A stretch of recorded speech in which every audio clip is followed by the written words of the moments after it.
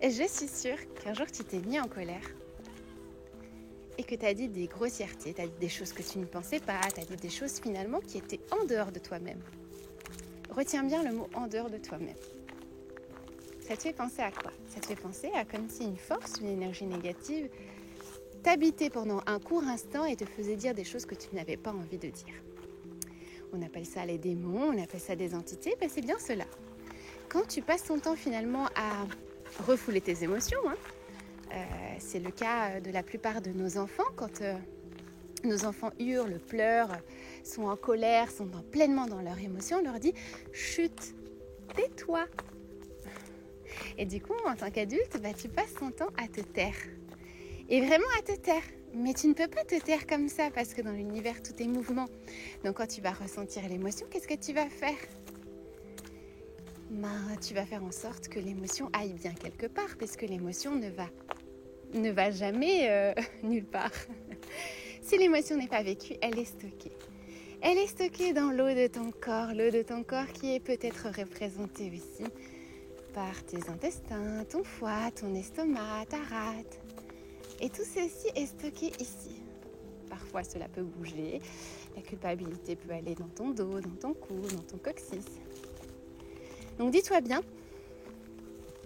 que si tu as une réaction vive, déjà, ne te blâme pas. Déjà, dis-toi bien que dans l'univers, il y a des forces qui s'attirent et des forces qui se répulsent. Et qu'en faisant cela, tu as peut-être mis quelque chose à sa place dans l'univers. Et ça, c'est important à comprendre, qu'au lieu de te blâmer, au lieu de te dire « j'aurais dû faire ceci ou faire cela », de te dire que tout est juste. Et d'accepter finalement cette part d'ombre de toi qui avait besoin de s'exprimer à ce moment-là. Qui avait besoin d'être autonome dans ce qu'elle ressent.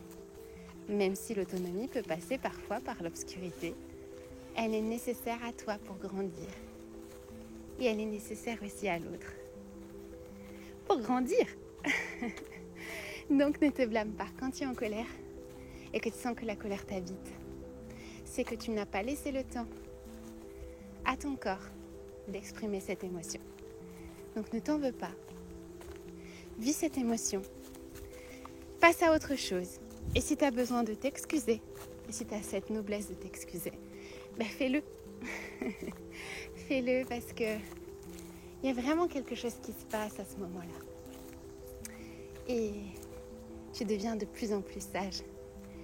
Et plus tu vas accepter finalement que ces émotions te traversent et tu n'es pas tes émotions, et plus tu vas grandir et plus tu ne vivras plus justement ces épisodes-là comme avant en te faisant du mouron parce que tu as dit quelque chose.